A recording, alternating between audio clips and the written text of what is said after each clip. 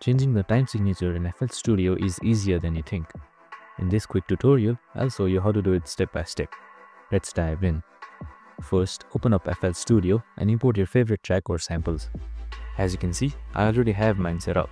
Now, let's get into changing the time signature.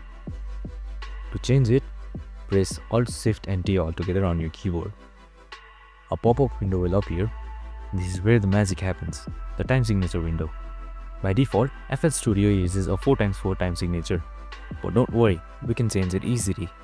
Simply click on the options and select your desired time signature. For example, let's change it to 3x4. And just like that, it's changed.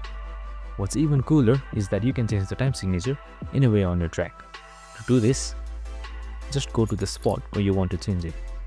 Press Alt, Shift and T again and make your adjustment as needed. It's that simple. And there you go, the magic is done. You've successfully changed your time signature in FL Studio.